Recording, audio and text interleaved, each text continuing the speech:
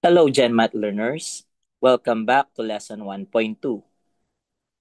So, this is already part 2 of our financial literacy series, and we are still computing the gross and net pay. So, in the previous lesson, we have reviewed how to compute the SSS and GSIS contributions. So, this is the learning competency. We are still on the third one. So, today, we'll move forward by learning how to compute the other mandatory deductions like the Pag-ibig and the PhilHealth. So for our learning objectives, by the end of this lesson, you'll be able to identify different types of mandatory deductions from an employee's salary. We compute the gross income, the deductions such as Pag-ibig and PhilHealth, and net income using a samples payslip. And most importantly, we'll learn how to explain why understanding net income is crucial for budgeting and financial planning. So let's have a quick review. So SSS is for private sector employees. So it provides retirement, maternity, sickness, disability, and death benefits. So its rate depends on the salary following the SSS contribution table. So for the employees contribution, we follow the 5% rule based from the monthly salary credit. On the other hand, GSIS is for government employees. So the employee contributes 9% of their monthly salary. And remember that it is using rounding off to the nearest peso. And do not forget also that 12% comes from the share of the employer. So the GSIS covers life insurance, retirement, disability, and survivorship benefits. Now let's talk on the third common deduction, Pag-ibig. Pag-ibig has a compensation cap of 10,000 pesos. So it's also known as the HDMF, which stands for the Home Development Mutual Fund. So it is applicable to all employees, whether you are in public or in private sector. So the purpose of this one is for housing loans, savings, and calamity loans. So rate is usually 2% of the monthly salary for both employee and the employer. But here's an important note. So let's try to understand the Pag-ibig Fund contribution rate. So Pag-ibig has a compensation cap of 10,000 pesos, meaning that is the maximum. That means that even if you earn more than 10,000 monthly, the maximum deduction is still 200 for the employee plus 200 from the employer. So, the most that you'll see will be deducted from your payslip for Pag-ibig is 200 pesos. Let's have illustrative example.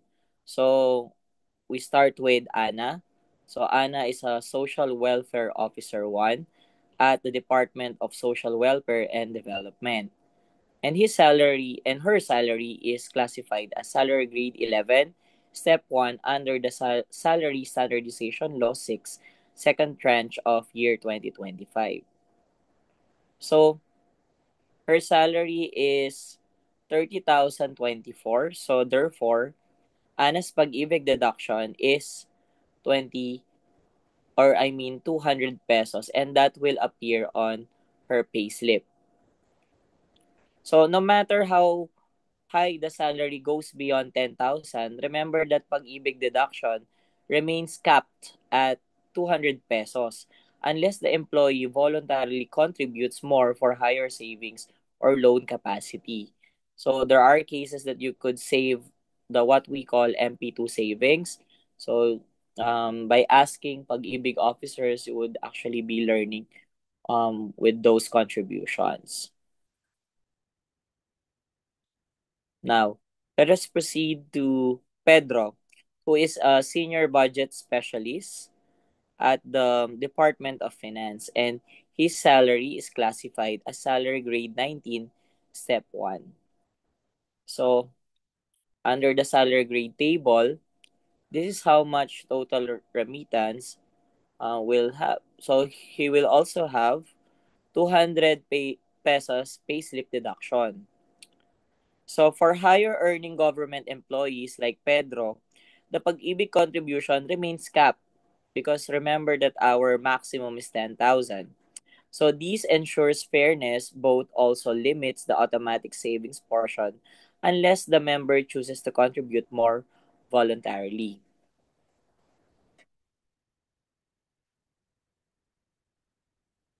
Let's move to the third example.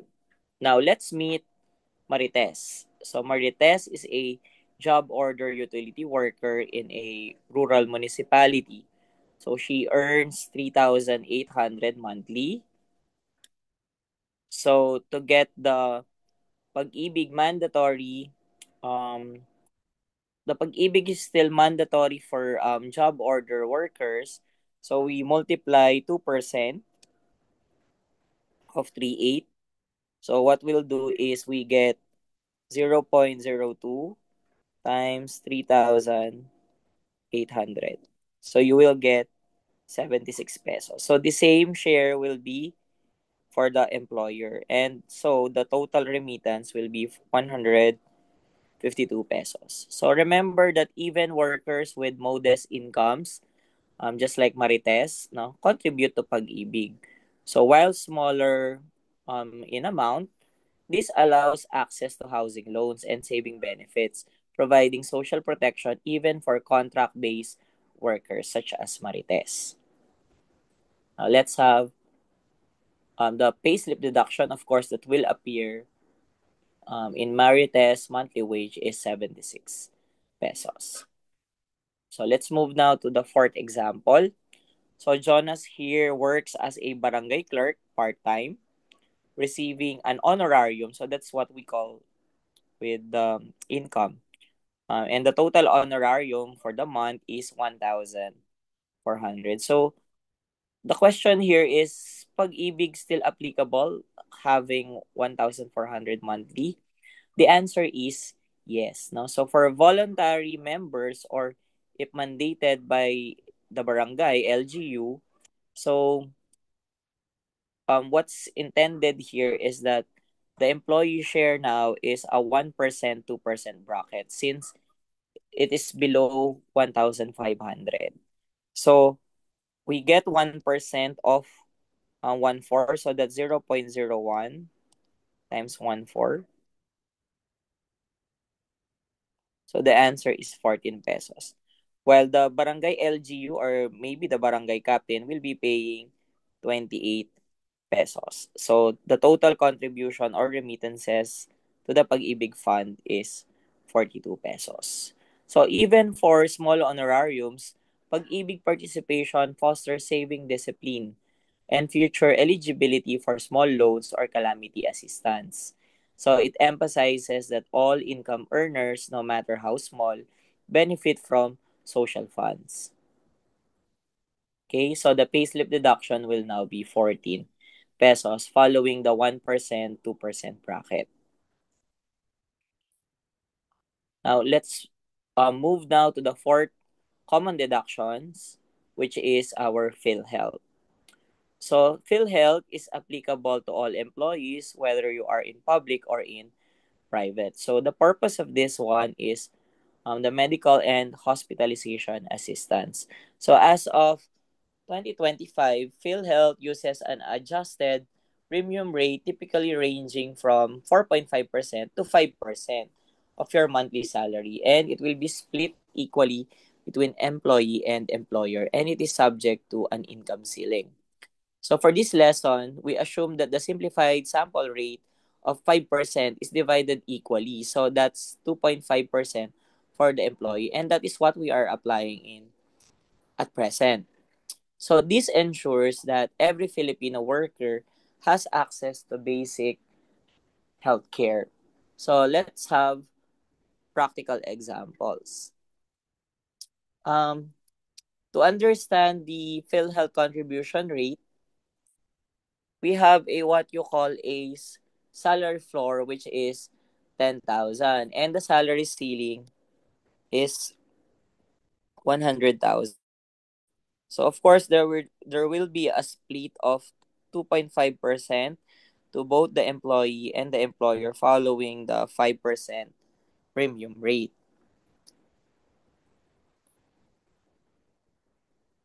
So let's have illustrative examples.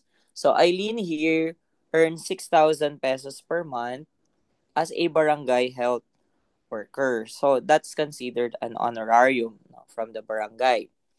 So important note that since 6,000 is below our floor, salary floor, which is a 10,000 peso minimum, we will still compute it based from the minimum base, which is 10,000. So what we're going to do is to multiply 0.025 times the minimum floor, which is 10,000.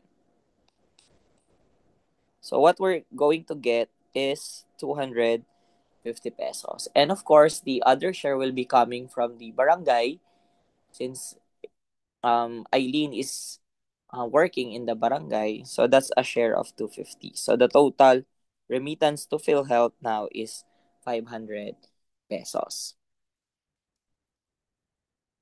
And of course, on the payslip deduction, what will appear is 250 pesos. Let's move now to the second example. So Ben works at a BPO, earning 45,000 monthly. So for the PhilHealth contribution, we get 5% of the monthly salary. So that's a total remittance of 2,250. But of course, it will be split into two. So that's 1,125. And the employee share will be 1,125, which is what will appear on the payslip. So this example is true for middle income earners. So PhilHealth contribution scales with the income. So this means that better funding for the healthcare system while maintaining fairness through income-based rates. Now let's move now to example 3. So as you could see in the problem, Director Raul earns 130,000 monthly. Important note that since 130,000 is above 100,000, which is our salary ceiling, PhilHealth uses the 100,000 for the computation. So we only get 5% of that 100,000, which is 5,000 pesos. And of course, there will be a split of the deduction. So it will be deducted from the employee 2.5%. So that's 2,500. While for the employer will be the same. So this ceiling prevents extremely high contribution from very high earners, just like Director Raul. So while still ensuring fairness and adequate funding for healthcare services. So the total deduction now on payslip, and this is what is going to appear to Director Raul payslip, and that is 2,500. Now, to summarize everything, always remember that the monthly salary credit is 5%. Of course, it's impossible to get a two decimal place. Actually, it's a whole number here. Okay, for the GSIS, we round it off to the whole number. For the pag-ibig, we follow two brackets, either a 1% or a 2%. Okay, but the usual is 2% for those with compensation of 1,500 above. And the maximum contribution is just 200. For the PhilHealth, that's 2.5% from the monthly salary of the employee. But remember that we have a salary floor and a salary ceiling from 10,000 to 100,000 respectively. So Always remember what these examples teach us. Okay, so whether you're a government employee, a private sector worker, job order, or a honorarium based worker, those mandatory deductions like the SSS, GSIS, Pag-ibig, and PhilHealth ensure that you are part of the country's social safety nets. So these deductions fund your future, whether through healthcare, housing loans, or savings, or maybe for your retirement in the future. So it's important to understand how salary floors and ceilings affect how much you pay, or sometimes we also consider the monthly compensation cap. Okay, so how much this will support you are entitled to receive. So congratulations. You've now learned how to compute the pag-ibig and the PhilHealth contributions across different employment types. So this knowledge empowers you to be better and to try to understand what is your payslip in the future, and then you could plan already for your budget and make informed financial decisions. So, but we're not yet done. Up next, we'll learn about the withholding tax on part number 3 on how it would be computed and why it's deducted from your salary and how it affects your net income. So stay tuned and remember, knowing your deductions is the first step towards financial independence. So see you in the next lesson. Again, this is Sir Peter. Bye.